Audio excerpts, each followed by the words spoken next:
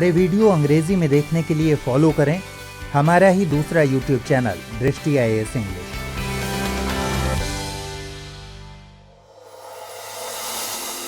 प्रिय व्यूअर्स, दृष्टि IAS के नए प्रोग्राम प्रीलिम्स प्रैक्टिस क्विज में हम UPSC और अलग अलग स्टेट PCS की प्रारंभिक परीक्षाओं में पूछे गए सवालों को विश्लेषण के साथ हल करेंगे। जानकारी के साथ साथ सही उत्तर का चयन करते समय कौन से ट्रिक कारगर साबित होते हैं उन्हें भी सीखेंगे। विकल्पों की छंटनी करना, बुनियादी अवधारणा को समझना, तथ्यों और अतिवादी व विशेष शब्दों पर ध्यान देने का अभ्यास करने की भी कोशिश करेंगे। इस कार्यक्रम के तहत हम हर एपिसोड में 5 सवालों को हल करेंगे। टीम दृष्टि द्वारा हाल ही में लॉन्च की गई प्रीलिम्स प्रैक्टिस सीरीज नामक पुस्तक श्रृंखला को आधार बनाइए। इसमें UPSC समेत विभिन्न प्रारंभिक परीक्षाओं में पूछे गए करीब 8 से 10 हजार प्रश्नों का संकलन, उत्तर व विश्लेषण के साथ तैयार किया गया है। इस सीरीज की कुछ किताबें मार्केट में आ चुकी हैं और कुछ आने वाले समय में आएंगी। प्रीलिम्स प्रैक्टिस क्विज के सेशन 11 में आपका स्वागत है। प्रिय व्यूअर्स, आज के इस सेशन में हम शुरुआती 4 प्रश्न पर्यावरण एवं पारिस्थितिकी, जबकि आखिरी एक प्रश्न अर्थव्यवस्था से लेने जा रहे हैं। तो चलिए शुरुआत करते हैं आज के सेशन की। पहला प्रश्न है, निम्नलिखित कथनों पर विचार कीजिए। पर्यावरण संरक्षण अधिनियम 1986 भारत को सशक्त करता है कि 1. वह पर्यावरणीय संरक्षण की प्रक्रिया में लोक सहभागिता की आवश्यकता का और इसे हासिल करने की प्रक्रिया और रीति का विवरण दे। 2. यह विभिन्न स्रोतों से पर्यावरणीय प्रदूषकों के उत्सर्जन या विसर्जन के मानक निर्धारित करे। उपर्युक्त में से कौन सा यहाँ से कथन सही है या फिर है? A केवल 1, B केवल 2, C 1 और 2 दोनों, या फिर D ना तो 1 और ना ही 2। इसका सही जवाब है ऑप्शन B, यानी केवल दूसरा कथन सही है। आइए इसके विश्लेषण पर एक नजर डालते हैं। प्रिय व्यूवर्स, हमेशा की तरह UPSC ने फिर इस साल पर्यावरण सेक्शन पर काफी फोकस किया।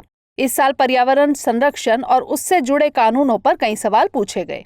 दोस्तों, यह सवाल हमें देखने में सरल लग सकता है, लेकिन ऐसा है नहीं।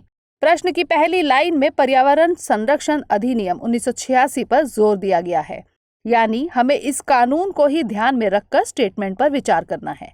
दरअसल इस कानून का जो मूल उद्देश्य है, यानी पर्यावरण संरक्षण, उससे ऐसा ही लगेगा कि पहला कथन सही है, लेकिन पहला कथन गलत है।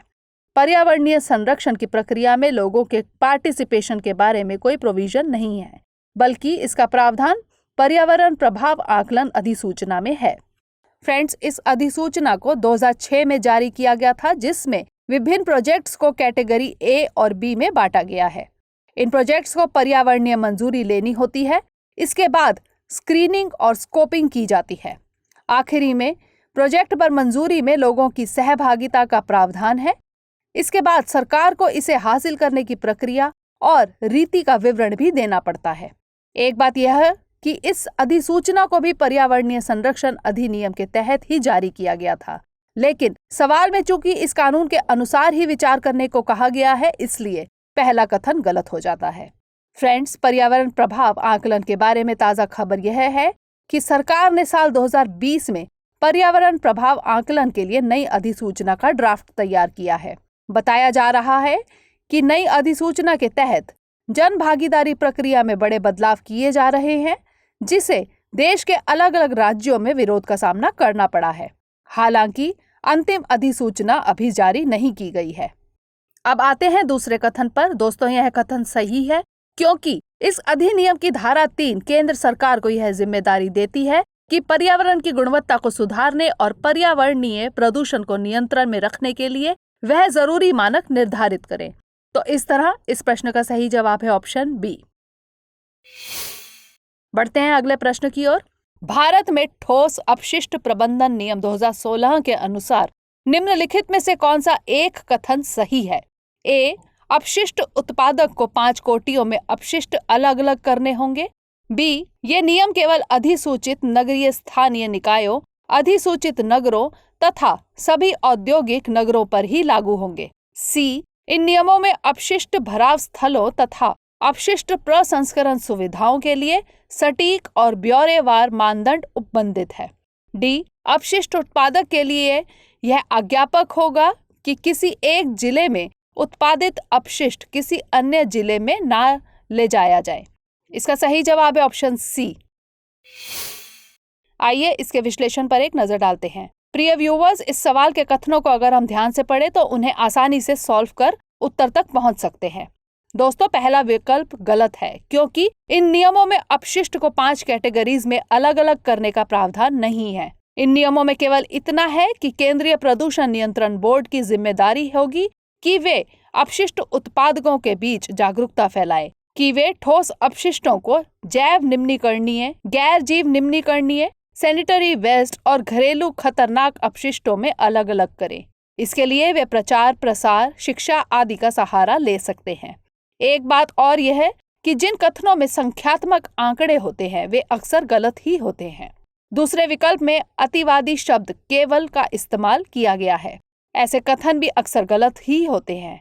बहरहाल बता दें कि ये नियम सभी स्थानीय निकायों, शहरी संकुल की बाहरी परिधि, जनसंख्या नगरों, अधिसूचित क्षेत्रों, अधिसूचित औद्योगिक नगर, भारतीय रेलवे, एयरपोर्ट के नियंत्रण वाले क्षेत्रों, दर्शनीय स्थलों जैसी जगहों पर लागू होंगे। यानी इन नियमों के दायरे में न केवल अधिसूचित नगरीय स्थानीय निकायों और अधिसूचित नगरों को लिया गया है, बल्कि इसका प्रभाव क्षेत्र काफी ज्यादा है। इसलिए दूसरा विकल्प गलत है।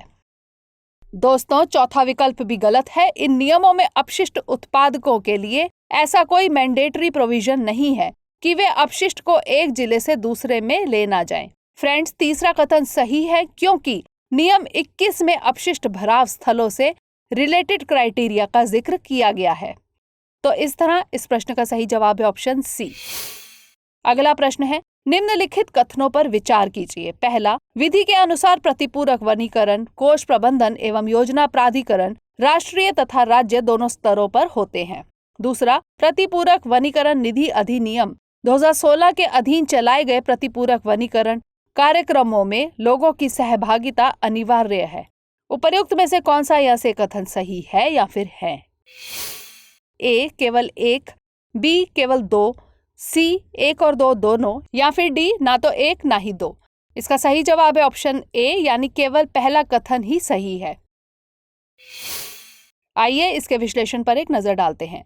प्रिय व्यूवर्स, जब भी कोई नई औद्योगिक इकाई देश में खोली जाती है तो ज्यादातर मामलों में वनों का नुकसान होता ही है। इसलिए पर्यावरण को हो रही इस क्षति को कंट्रोल में रखने के लिए क्षतिपूर्ति वनीकरण किए जाने का प्रावधान किया गया और इसके लिए फंड जुटाने की बात कही गई। इन सभी बातों को इम्प्लीमेंट में लाने के लिए ही 2016 का प्रतिपूरक वनीकरण निधि अधिनियम लाया गया। यह अधिनियम क्षतिपूर्ति वनीकरण के लिए राष्ट्रीय और राज्य दोनों स्तर पर फंड की व्यवस्था करता है। ये फंड किस अथॉरिटी के कंट्रोल में रहेंगे, इसके लिए यह कानून राष्ट्रीय प्रतिपूरक वनीकरण कोष प्रबंधन एवं योजना प्राधिकरण के गठन का प्रावधान करता है। इसलिए पहला कथन सही है। फ्रेंड्स, दूसरा कथन गलत है क्योंकि प्रतिपूरक वनीकरण निधि अधिनियम 2016 में इस तरह का कोई प्रावधान नहीं है। यानी प्रतिपूरक वनीकरण के मामले में लोगों की कोई भागीदारी नहीं है। तो इस तरह इस प्रश्न का सही जवाब है ऑप्शन ए। अगला प्रश्न है, भारत में निम्नलिखित में से किसमें एक महत्वपूर्ण विशेषता के रूप में विस्तारित उत्पादक दायित्व आरंभ किया गया था? ए, जैव चिकित्सा अपशिष्ट प्रबंधन और हस्तन नियम 1998, पुनर्चक्रित प्लास्टिक निर्माण और उपयोग नियम 1999, ई अपशिष्ट प्रबंधन और हस्तन नियम 2011, या फिर खाद्य सुरक्षा और मानक विनियम 2011। इसका सही जवाब है ऑप्शन सी, यानी ई अपशिष्ट प्रबंधन और हस्तन नियम 2011। आइए इसके विश्लेषण पर एक नजर डालते हैं। प्रिय व्यूवर्स, जैसा कि आपको पहले भी बताया गया है कि प्री या मेंस परीक्षा दोनों में ही प्रदूषण का टॉपिक एक इम्पॉर्टेंट सेगमेंट है। 2019 में ही प्रदूषण से जुड़ा हम यह तीसरा सवाल देख रहे हैं। इस प्रश्न की बात करें तो यह एक स्ट्रेट फॉरवर्ड क्वेश्चन है, इसलिए फैक्ट की सही जानकारी होने पर ही इसे अटेम्प्ट करना ठीक है। दरअसल 2011 के e waste management and handling rules में ही विस्तारित उत्पादक दायित्व का जिक्र किया गया है। विस्तारित उत्पादक दायित्व यानी एक्सटेंडेड प्रोड्यूसर रिस्पॉन्सिबिलिटी के तहत किसी भी इलेक्ट्रिकल या इलेक्ट्रॉनिक इक्विपमेंट के उत्पादक की जिम्मेदारी है कि वह इस तरह के इक्विपमेंट का उसके खत्म होने तक पर्यावरणीय ढंग से प्रबंधन करे। इस प्रश्न का उत्तर सी होगा। इसके अलावा इन नियमों में और क्या बातें हैं यह भी जान लेते हैं। इन नियमों में ई अपशिष्टों के स्टोरेज की प्रक्रिया का जिक्र है। नियमों के मुताबिक कोई भी उत्पादक कलेक्शन सेंटर, डिसमेंटलर और रिसाइकलर ई वेस्ट को 180 दिनों से ज्यादा स्टोर नहीं कर सकता। इसके अलावा उसे ई वेस्ट के कलेक्शन, स्टोर, ट्रांसफर और सेग्रीगेशन का रिकॉर्ड भी रखना होगा।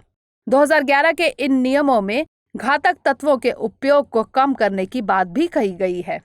नियमों की माने तो इनमें जिन इलेक्ट्रिकल और इलेक्ट्रॉनिक इक्विपमेंट प्रोड्यूसर्स को लिस्ट किया गया है, उन सभी की जिम्मेदारी है कि वे इस बात को इंश्योर करें कि नए इलेक्ट्रिकल और इलेक्ट्रॉनिक इक्विपमेंट में lead, mercury, cadmium, hexavalent chromium, polybrominated biphenyl या पॉलीब्रोमिनेटेड डाइफिनाइल ईथर मौजूद नहीं है।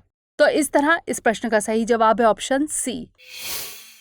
अगला प्रश्न है, किसी दिए गए वर्ष में भारत के कुछ राज्यों में आधिकारिक गरीबी रेखाएं अन्य राज्यों की तुलना में उच्चतर है क्योंकि ए, गरीबी की दर अलग अलग राज्य में अलग अलग होती है, बी, कीमत स्तर अलग अलग राज्य में अलग अलग होता है, सी, सकल राज्य उत्पाद अलग अलग राज्य में अलग अलग है, या फिर डी, सार्वजनिक वितरण की गुणवत्ता अलग अलग राज्य में अलग अलग होती है। इस प्रश्न का सही जवाब है ऑप्शन बी। आइए इसके विश्लेषण पर एक नजर डालते हैं। प्रिय व्यूअर्स, यहाँ चारों ही कथन अपने आप में सही हैं, लेकिन हमें यह बताना है कि अलग अलग राज्यों में गरीबी रेखाओं में अंतर किस वजह से होता है। दोस्तों, देश में गरीबी रेखा क्या हो, इसके लिए आजादी के बाद से अभी तक कई समितियां बन चुकी हैं, जिन्होंने अपने अपने हिसाब से मानकों की सिफारिश की। इनमें अलग समिति, सुरेश तेंदुलकर समिति, सी रंगराजन समिति प्रसिद्ध रही हैं। हालांकि सी रंगराजन समिति की विधि को काफी आलोचनाओं का सामना करना पड़ा। यह समिति योजना आयोग ने गठित की थी। सी रंगराजन समिति ने सिफारिश की थी कि ग्रामीण क्षेत्रों के लिए गरीबी रेखा 32 रुपए, जबकि शहरी क्षेत्रों के लिए यह रेखा 47 रुपए होनी चाहिए। क्रिटिक्स ने जिस बात को लेकर इस विधि की आलोचना की वह थी कि इस विधि में अलग अलग राज्यों में कीमत के स्तर को ध्यान में नहीं रखा गया है। यह आलोचना काफी लॉजिकल भी है, क्योंकि आमतौर पर यही देखा जाता है कि अलग अलग राज्यों में किसी वस्तु की कीमत में अंतर होता है, क्योंकि अलग अलग राज्यों में किसी उत्पाद की लागत में भी अंतर हो सकता है। इसलिए राज्यों की आधिकारिक गरीबी रेखाओं में फर्क होता है। किसी राज्य में यह ज्यादा होता है जबकि किसी राज्य में कम। तो इस तरह इस प्रश्न का सही जवाब है ऑप्शन बी। आज के सेशन में इतना ही। अगले सेशन में नए प्रश्नों के साथ मिलेंगे। तब तक के लिए धन्यवाद।